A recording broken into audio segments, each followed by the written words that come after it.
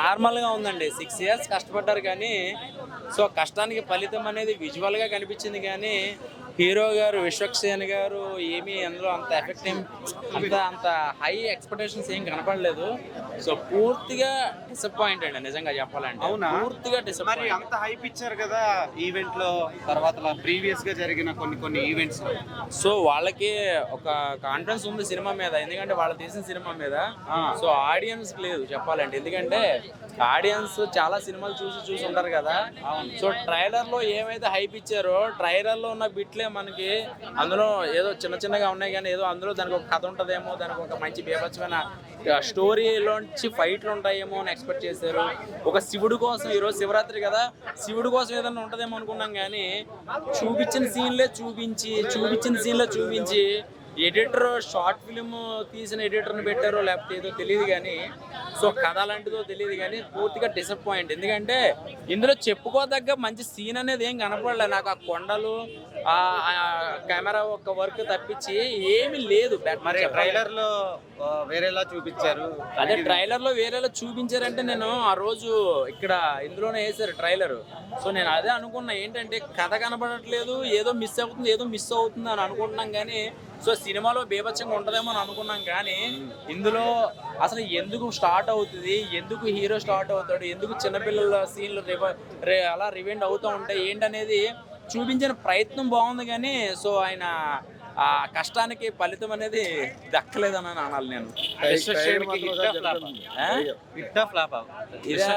Hit flop కదా, average అండి అంతే. ఎందుకంటే పర్ఫార్మెన్స్ విశ్వక్సేన్ గారు అఘోరా గెటప్ లో మాత్రం ఇచ్చి పడేసానని చెప్పుకోవచ్చు. అంటే ఆయన ఉన్నంత సేపు స్క్రీన్ ప్రెసెన్స్ మాత్రం నెక్స్ట్ లెవెల్ చూపించారు.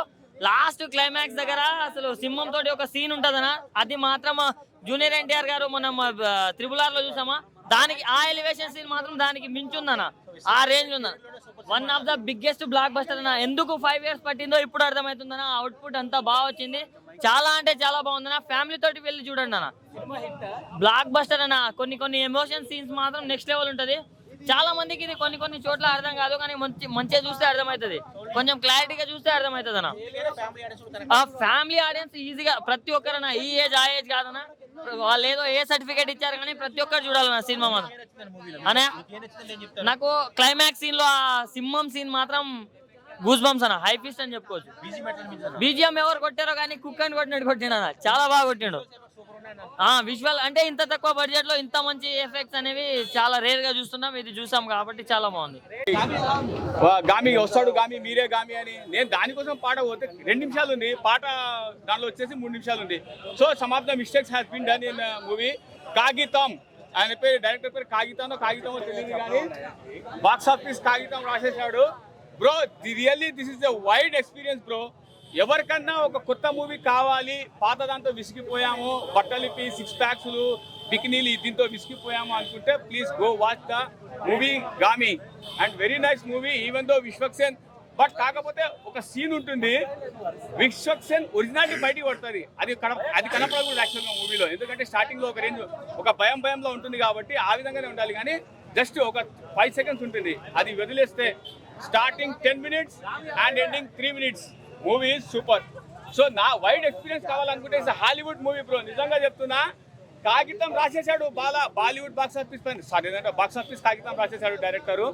నాకు తెలిసి విశ్వక్సేన్ ఒక wide experience. Please go watch this movie and మెంటల్గా ప్రిపేర్ అయ్యి వెళ్ళండి. So end of the film ఏంది అని అంటే this is the phobia doesn't have any medicine, you have to cool your self. Phobia అనేటువంటి దానికి ఏ మెడిసిన్ పనిచేయదు, దాన్ని మీరంతకు మీరే క్యూర్ చేసుకోవాలనేటువంటి కంక్లూజన్ మూవీ. కాకపోతే కొత్తగా చూపించాడు. That is not Aghora, phobia. యాక్చువల్గా ఫోబియా అంటే హాలీవుడ్ సినిమాలు మీరు ఎట్లా చూస్తారు, ఫోబియా అనగానే స్టార్టింగ్ నుంచే చూపించుకుంటారు. సో ఈయనేం చేశాడు అని అంటే ప్రపంచానికి దూరంగా ఉండాలి. ఎవరు ఉంటారు, అఘోరా వాళ్ళు ప్రపంచానికి దూరంగా ఉంటారు. సో నాది అదే ఫీల్డ్ అనుకుని వెళ్తాడు. But end of the day ఏమవుతాయంటే వాళ్ళు పక్క పంపించేస్తారు.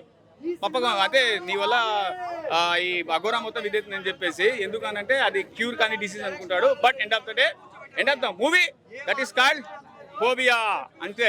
Very nice movie. You can story సినిమా మొత్తం ఉంటుంది. సో ఆ స్టోరీని బిల్డ్ చేయడానికి టైం తీసుకున్నా ఇలాంటి స్టోరీకి అలాంటి టైమే తీసుకోవాలి. సో కొంచెం పేషెన్స్గా ఉన్నా మీరు లాస్ట్ వరకు బాగుంటుంది, చాలా బాగుంది. అది సినిమాకి వెళ్ళి చూడండి, ఇక చెప్పేస్తే ఇంకేం ఉండదు. మెయిన్గా వెళ్ళి మీరు థియేటర్లో చూస్తేనే బెటర్. విశ్వక్ సేన్ టెరిఫిక్ అసలు, ఆ క్యారెక్టర్ చాలా బాగా చేశారు. ఏంటండి ఉందండి, అంటే మీకు మూవీలో ఎక్కడ ఇది పలానా చోట CGI తీశారు అని మీకు అసలు ఫీలింగే కలగదు. ప్రతి చోట మీకు అంతా రియల్ లొకేషన్లో షూట్ చేసినట్టే అనిపిస్తుంది. సో అంతా బాగుందండి. అంబానీ దగ్గర ఉంది డబ్బు, ఈ సినిమాలో ఉంది హీరోకి పెద్ద జబ్బు. జబ్బు జబ్బు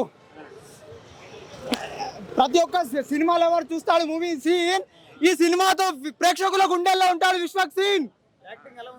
మస్తు ఉందన్న యాక్టింగ్, కోమా యాక్టింగ్ చేసిండు. ఆటో మీద రోడ్డు మీద పోతుంది ఆటో, ప్రేక్షకుల గుండెల్లో ఉంటుంది విశ్వక్ సేన్ అన్న. ఫోటో మంచిగా ఉన్నాయి అన్న, డైలాగ్స్ ఉన్నాయి. యాక్టింగ్ కోసమే పోవాలి. విశ్వక్ సేన్ అన్న వన్ మ్యాన్ షో అంతే సినిమాలో. ఇది ఒక్క మాట చెప్పగలుగుతా, హిట్ కొట్టిండు. Thank you. రేటింగ్ 5కి 4. సబ్జెక్ట్ కూడా కొత్త సబ్జెక్ట్ అండ్ వెరైటీగా ఉంది. డెఫినెట్గా family audience movie. Excellent. Thank you so much. కూడా చాలా అంటే చాలా బాగుంటాయి అన్న. సో లాస్ట్లో ఒక సింహంతో ఫైటింగ్ అలా ఆ టైంలో ఆ టైప్లో వస్తుంది. సో మీరు చూడండి, అదే హైలైట్ అన్న. క్లైమాక్స్ అయితే హైలైట్ అనిపించింది నాకు. సో ఓవరాల్గా సినిమా అనేది ఒక రకంగా చూడొచ్చు అన్న. సినిమా మీరు చూడండి, నచ్చుతుంది అన్న. మైనస్లు అంటే అక్కడక్కడ ల్యాగ్ అయితే అనిపించింది అన్న. ఫస్ట్ హాఫ్లో అంతగా ఎంగేజింగ్గా అంతగా అయితే లేదు. ఫస్ట్ హాఫ్లో కొంచెం ల్యాగ్ అనిపించింది, కానీ ఓవరాల్గా సినిమా అయితే బాగుంది అన్న, చూడొచ్చు. అన్న సినిమా జోనర్ అంటే ఒక డిఫరెంట్ జోనర్ అన్న.